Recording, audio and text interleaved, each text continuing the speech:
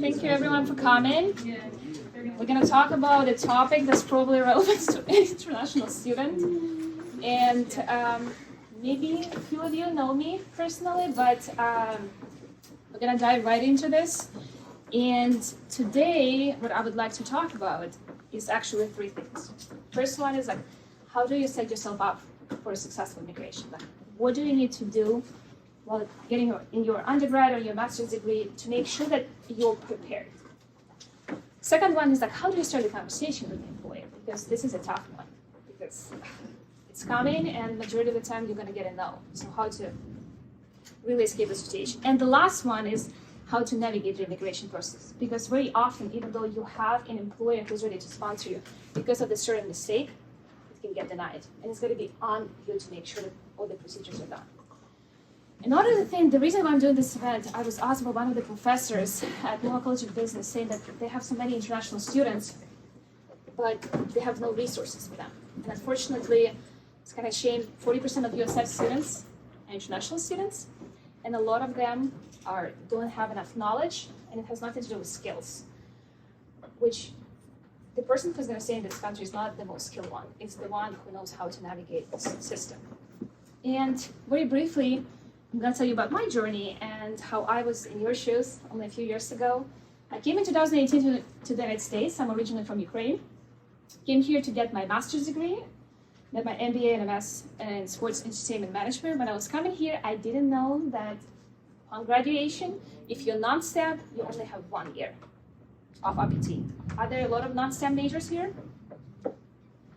Okay, get ready, guys. So even if you're doing undergraduate degree or graduate degree, if you are non-STEM, you will have exactly 1 year after graduating. STEM degrees have 3 years, which means that you actually have more time and you can get a green card in this meantime.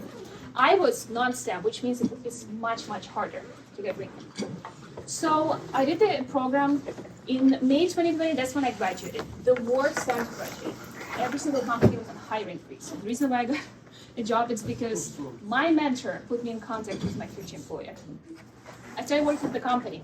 Within 3 months after I started the conversation about green card. So I went straight from OPT to green card to start filing.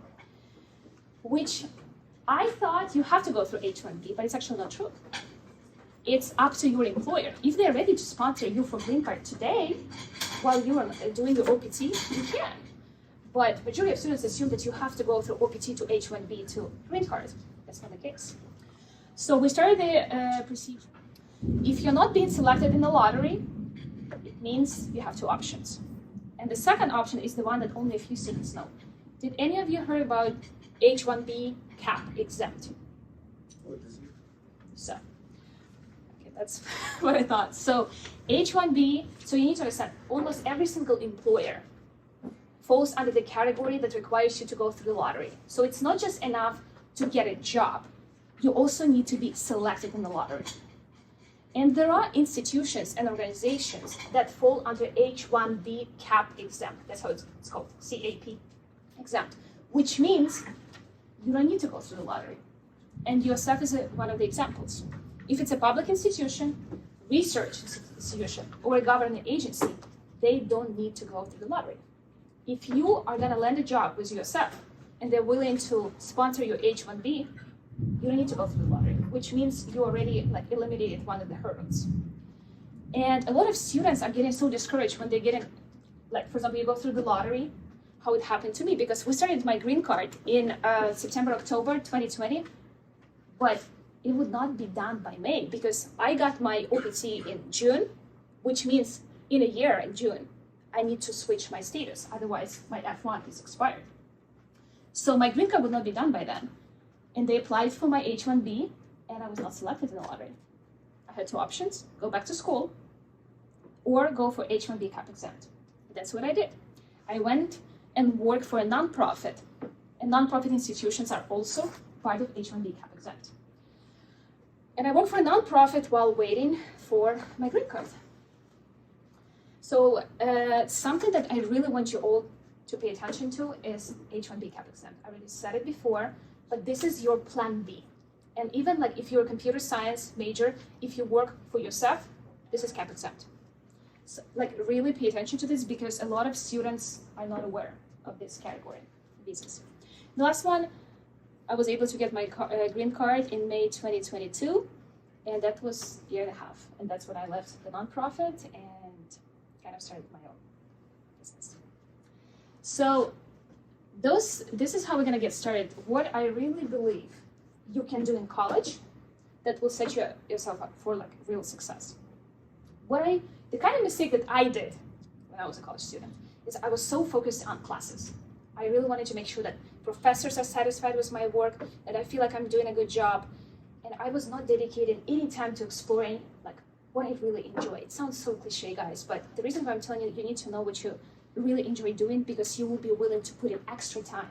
You will be willing to put more time than anybody else in this, which means you're going to become better, like the best at it. And there are 3 things that I believe you need to know. People, for example, like if you're really interested in AI, let's say, you need to find whoever are the specialists at USF at this, any professor, any advisor. You need to be in contact with the person who is the most knowledgeable in this industry. Let's start where we are. And you need to make sure that they are aware of your passion and be willing to put in the work. So based on what you know, like you need to know the people who are really good at what you're interested in. The second one, you not only just need to show that like you're here, you're willing to work, they need to know exactly how you work. They need to see your portfolio work. I, for example, will be honest with you, I never got a job through applying. Like never, I even never got a call. Like resume is like useless to me. Every single time I was getting a job, it's because people knew me. Like they most often reached out to me. And it's because they were aware of how I'm working. When you even have your resume, no matter who you are, computer science or a non-STEM major, at the end of your resume, there needs to be a link to your portfolio of work. Where they click, I want a physical example of how you work, because I don't need to look at your resume. And once you have this, they have a point of reference. Because very often when you just have a resume, they're like, okay, like I see how great you are, but nobody really knows how you work. And the last one, which I still believe is the most important part, if you have a conversation with a professor or somebody, you're at a networking event, this is my favorite. You go there, you meet someone, and you tell them, I was like, it was so great talking to you. Do you mind if I'll reach out to you and we'll have a conversation or something, we talk more? And I say yes. If that student doesn't reach out to me, I'll remember. And I mean it. It's like, if you say something and don't follow up on this, they're gonna get rid of you. It's like, you're not serious. And the reason why I'm telling you guys, even if you're an undergrad, you are probably like first year, time will fly very quickly. And if you're not prepared, you're gonna get home, like seriously. Because when I came here, the program director at the MBA I was doing, he said straight to my face, he was like, Kamila, you have 0 work experience. And I did. I came here straight from my undergrad. He was like, you're gonna go home. Like, if somebody doesn't have a chance to stay in this country, it's you, because you have nothing to back it up. Nobody's gonna hire you without any experience. So I realized you gotta play the cards that you have, and the most important one, you have to be willing to do the work that nobody else wants. Because I already mentioned it before, because you need sponsorship, you need additional money to be able to like hire you for meetings. Like if you are entry levels, like 75K, in order for your employer to hire you, they add additional 10K for your work visa and add additional 20 to 25K for your green card. Do you understand? This is it, like a lofty investment. So the employer, me, I need to understand, why am I overpaying for you instead of hiring somebody who already has documents? So you need to justify it, which means you have to bring the value that your competitor who is a resident doesn't. Most often it means that you're either A, more knowledgeable, or you work harder and do the stuff that nobody else wants. And there are 2 things that I believe can help you get there. One is clubs or organizations, but not in the way that you think. Just going to events and attending events and posting on LinkedIn how you did attend an event. It's not gonna help you. What I really believe clubs are good for is you need to figure out what you enjoy doing. And once you do, if it's really finance or investments, really tune in on what you're good at. Still be good with your classes, but focus on this particular club. Don't be a part of like million clubs. Be a part of the club that actually doing proactive like workshops that's really, really helpful and where you can do real projects. Something that I do believe will help you at any point, whatever interview you have. When you sit down and there's like, tell me about you, tell me about your work experience or something. Every single time next time you have an interview, guys, come in there and say, like, I did a research on your company, and in my role, this is what I can help you achieve. Like, come up with a plan, actionable plan. If you were to hire me today, this is exactly what I'm gonna help you with. 9 out of 10 times, you're gonna get the internship. Seriously. Because right now the standard is so low for like interns or something. Whenever you nobody willing to put extra work, especially American students. They're like, look at my resume. I'm part of 55 clubs.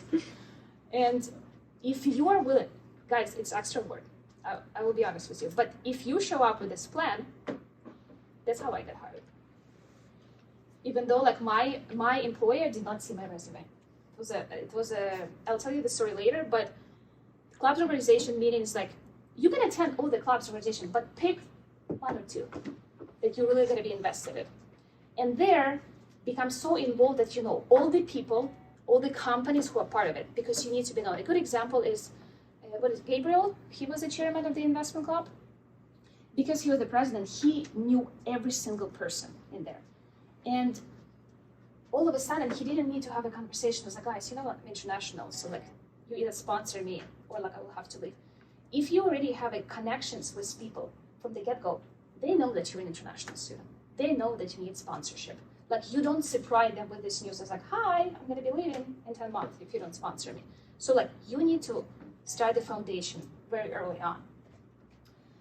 And this is the most important one. That's what happened to me. Once I realized that I had nothing to do with my major, which was sports management. Second week of classes, I was like, I hate it. I don't want to be part of this. There are still ways around it because USF offers education only like 1/3 of the piece, what this is about.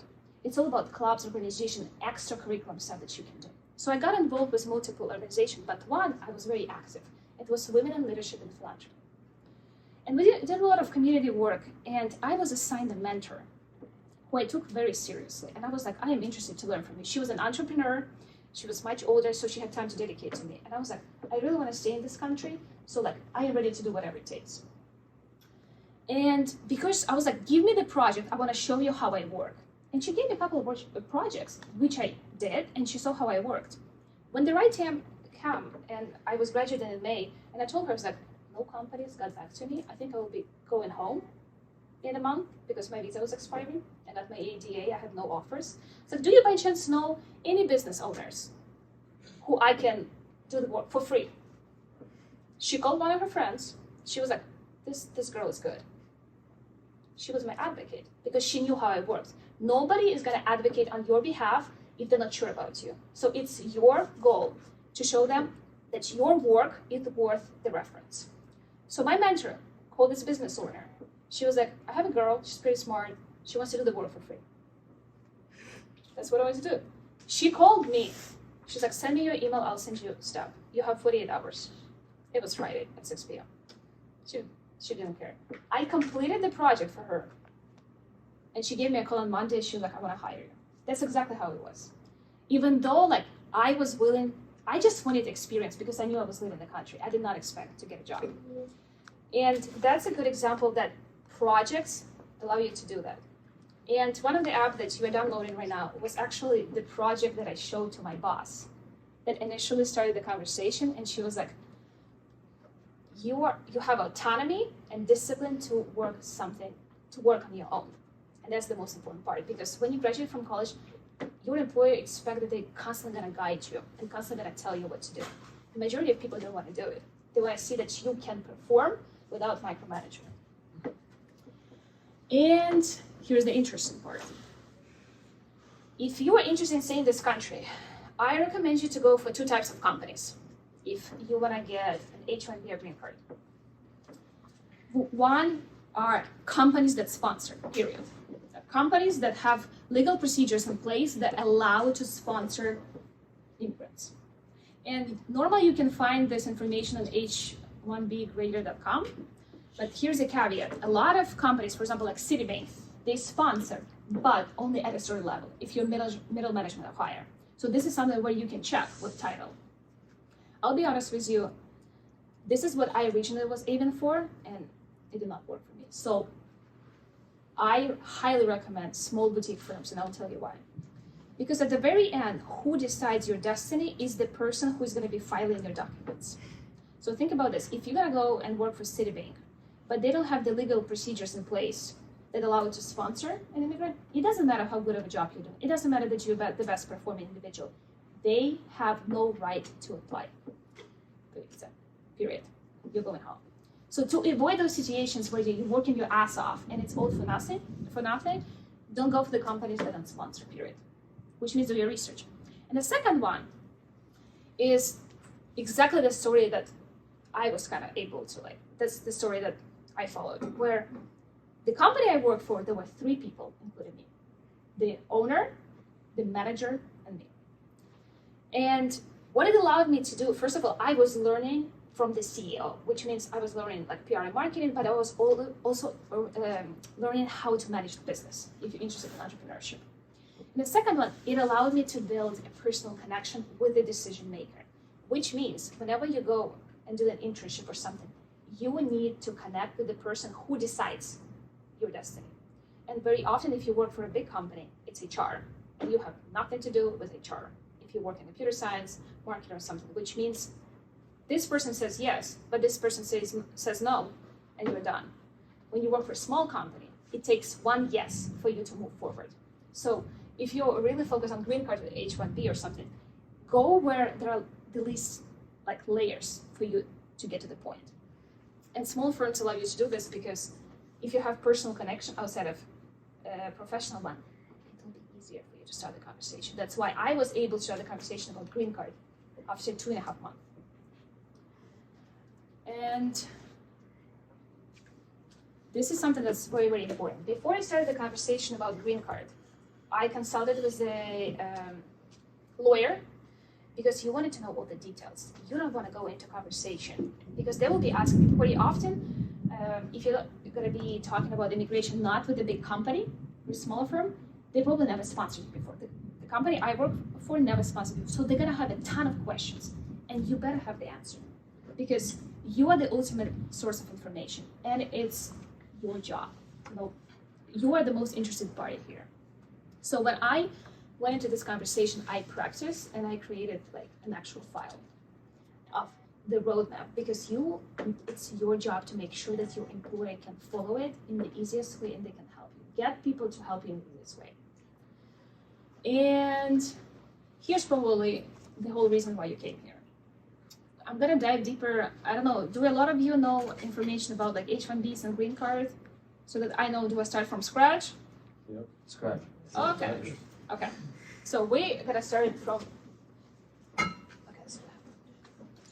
So very briefly, guys. As I mentioned, so here you all need to know if you are STEM. Upon your graduation, you have 3 years of OPT. What is to get your OPT? It means you apply. I think a month or 2 months before your graduation, you apply for EADA card, which is Employment Authorization Card. Once you get the card physically, you have exactly 60 days to find a job.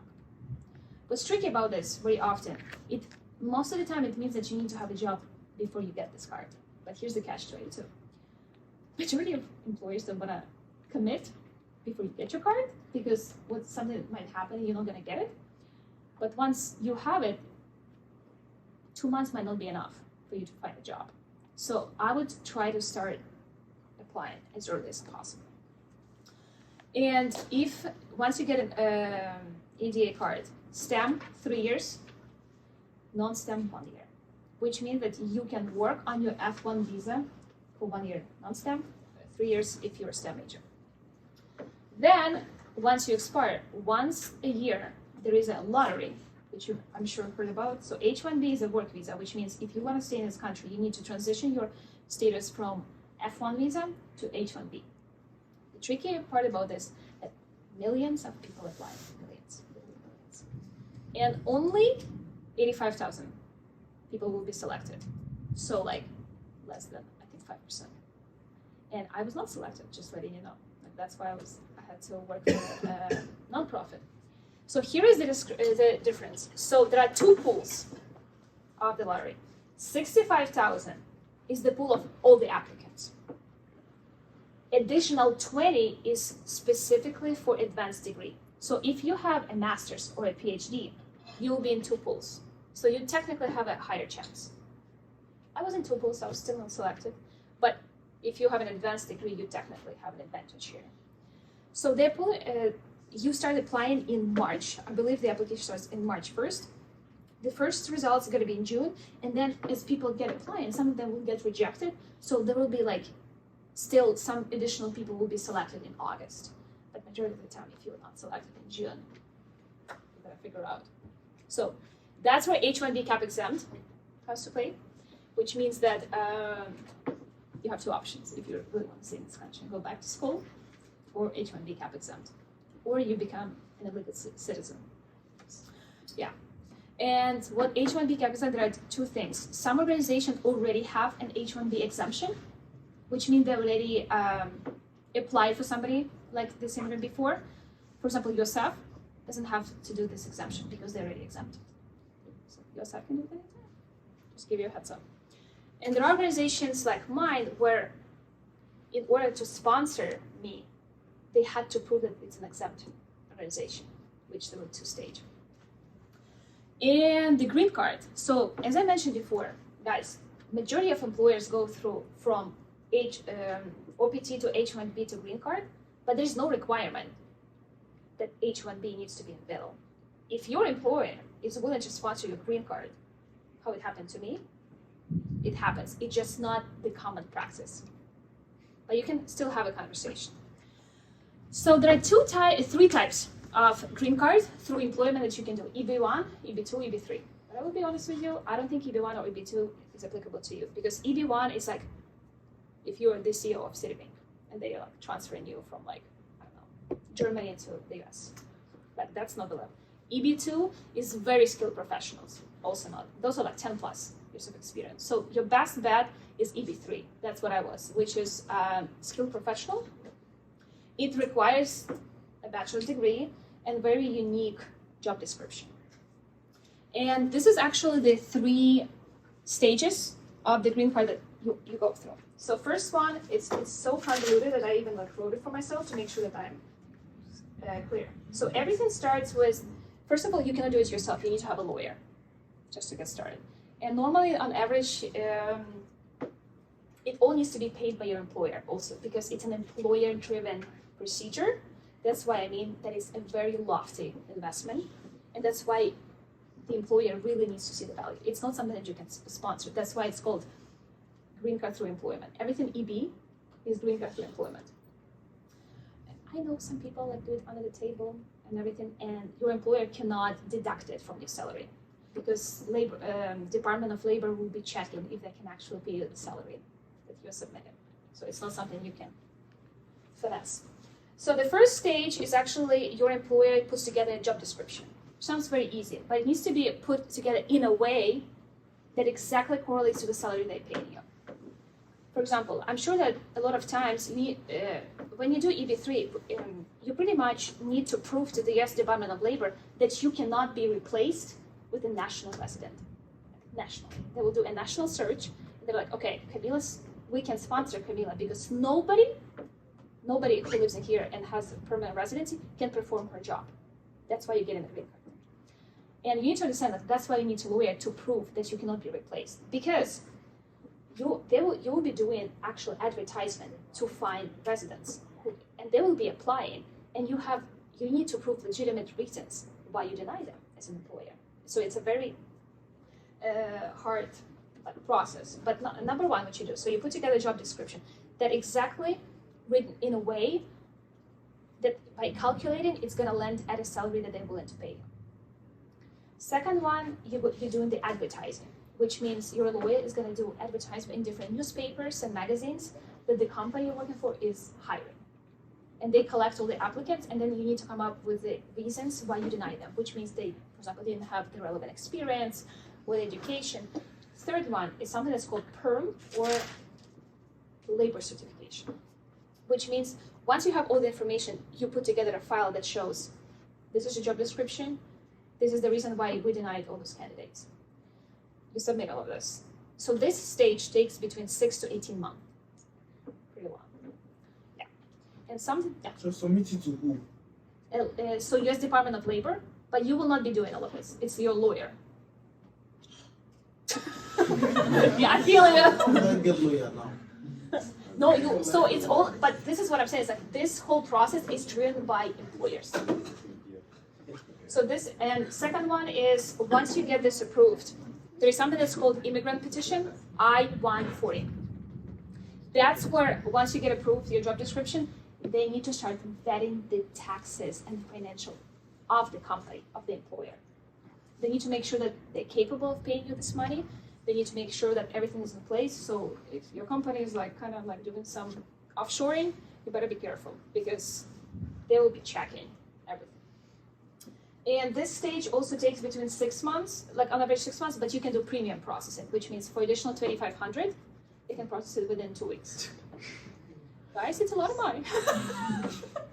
But don't get discouraged. If I was able to get it and I had 0 work experience, like literally 0. Yeah. You said that there's like a period of, I don't know how many months. Are you still allowed to be in the US at that point? Well, I was able to stay in the US because I started working for a nonprofit. Yeah, so majority of the time. So while you're doing this process, you need to have the status that allows you to stay in this country. So you're not getting earned? What you get? You said non-profit, so are you No. getting When you work for a nonprofit, you still get paid. It just is status of the organization needs to be. And was that because the nonprofit was part of the CAP exempt? Yes. Yeah. Yes. Yeah. So while you were working for the nonprofit, you had the H-1B that kept you here, and while you were doing that, you were pursuing the Exactly. EB1, EB3. EB3. Right. I got very lucky because I established a very, very good personal relationship with my boss. And normally, if you cannot work, like they withdraw your documents, but she actually kept them going, even though I couldn't work for her. But I still was doing the work for her, even though I was not working for her, and I was not getting paid because I was so grateful for what she did to me. Like she's a very good friend of mine right now. But just keep you, I was paid very low, and I was doing a lot of work. But it all kind of played out at the end. And the last stage, it's called I-485. It's called adjustment of status. Yes, and adjustment of status is if you get the previous 2 phases approved. That's the interesting one because it all depends. So every single country has a quota. How many green cards they can issue per country. So we have countries like India and China who have like a line for 20 years. But I was lucky, it comes from Ukraine. So as long as the quota doesn't exceed, for example, like the quota for Ukraine is like 5,000 applicants. And I got approved in March, and they only issued 250. It means that they can issue it to me pretty quick because the quota is still not full. If the quota is already exceeded, then you're being transferred to another year. So there is a line, and it's called priority pay. But at that point, you're just waiting. So this is kind of very briefly the process. Yeah. Are you allowed to stay in the country while you wait? Yes. Only if you have a status that allows you. What my status was H-1B CAP exempt. Yeah. And something that I did want to mention to you next, because a lot of students ask me about like projects and stuff, and there is a reason why you downloaded this app. Because this is the app that allowed me to start the conversation and actually say this kind of, because I really don't want you to get discouraged, guys, because it's a very complicated process. But I wanted to say something. There were 4 international students in the class. I did a cohort program. All of them had like 10 plus experience. And they were so sure that they're gonna stay here because they have all the experience and all the knowledge they want. But they all left because they were applying for jobs and it was a hiring freeze and nobody was able to stay. And I was the person who was told that there is no way in hell to stay. And my story should be like an indication to you is like, as long as you really want to, you will figure it out. And you don't need to be the smartest person. But there are there are ways around it, and that's why I really, really stress about cap exempt. That's something that always needs to be in the back of your mind, because nonprofits are always the ones who get the least qualified applicants. And there are a lot of organizations that you will be surprised. You'll be surprised are nonprofits, even though, like, for example, OpenAI, ChatGPT is nonprofit. It would be nice to work with them, right? So, like, keep in mind that you need to know. That's why, like, do your research, and there are loads of research that you can do. But something I did want to tell you guys, very briefly, and I'm going to mention a competition to you that I think you all should participate in.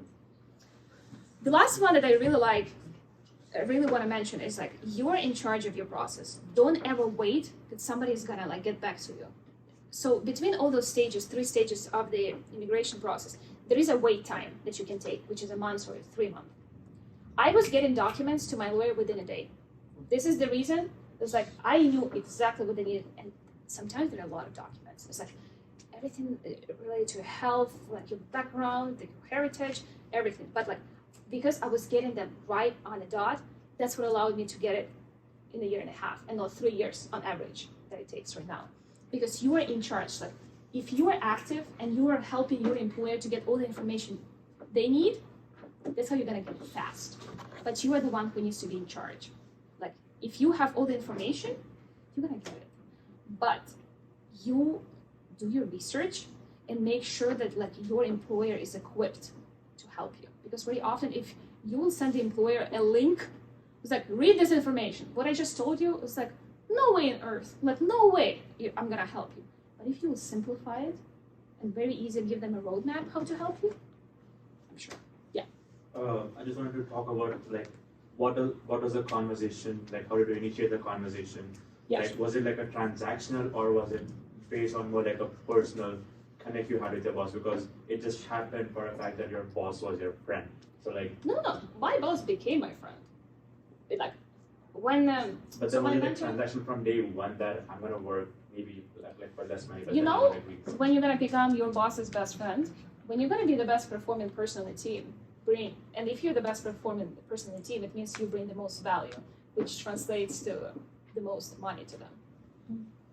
Guys, I'm gonna be honest with you. Like your boss is gonna be your friend, and my boss was sponsoring me because I was doing so much work. There is no way in hell she would find somebody who would be doing this for this pay.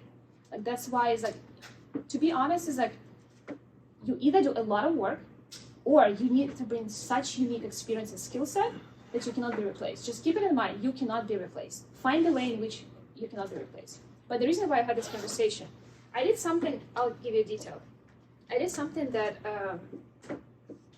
really I think you all can benefit from. When you're a student, keep in mind, everybody wants to help you. When you're a student, you can, if is Miyat here? So he told me, I'll use Miyat as an example. He's very interested in AI and he wants to get experience there. I was like, you know how you can get experience right now? Research all the startups, all the companies that are doing like the most progressive work in AI. And see about, especially startups. Startups allow you to create this family kind of environment and find decision makers, CTO, senior developer or something. Reach out to them as like, and find the startups that recently raised funding. If it means that they recently raised funding, it means that they're hiring.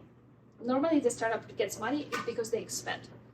And if you get this, literally send them a message on LinkedIn or the email, and don't say it's like, I want an internship with you, get paid. It's like, you do such cool stuff, and I'm working on this, and I would love to join your team. I think you're doing such cool stuff. It's like, is there any way I can learn more from you?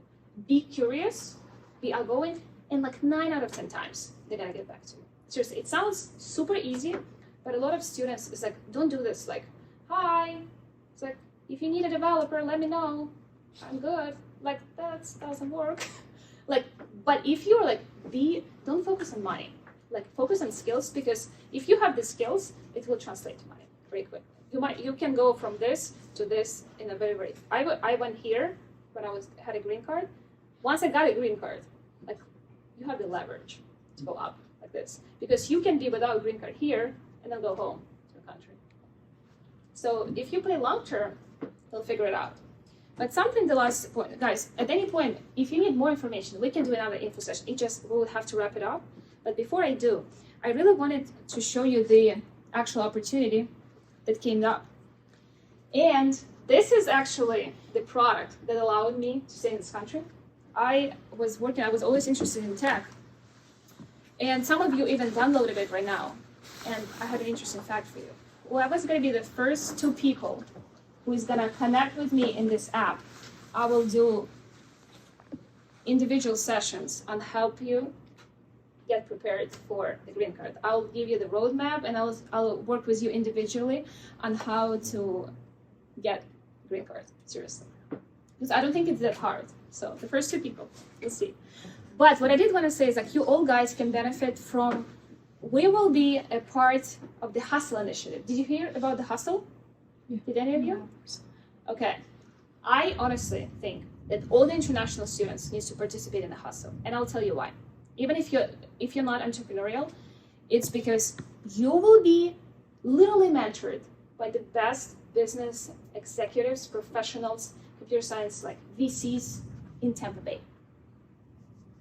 And at the very end, if you have an idea, so this is, I can send you the information, but they will use our app to, if you have an idea, guys, to give you, so Hustle is an incubator style program where you can apply if you have an idea or if you want to join a team, and they will vet through the process and select 15 companies to go through the boot camp.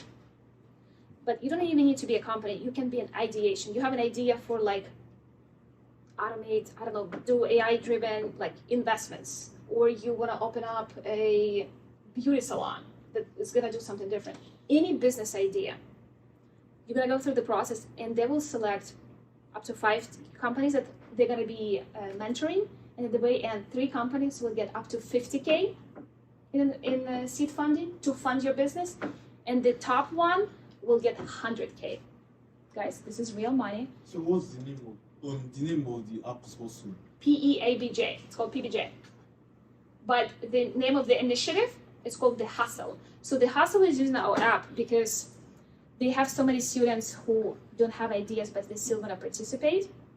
And if any of you, I'll check who are the first 2 people who reach out to me, and I will be more than happy to help, guys. But this is literally, if you will participate in Hustle, and it's something that you can put in your resume, you can easily leverage it for your employment opportunities. Okay. Well, I appreciate you all, guys. And I think we can talk. We just need to leave this room. If you have any questions, and you can ask me in this app, and I will make sure that I'll try to address everything I can. Okay? You can leave the class.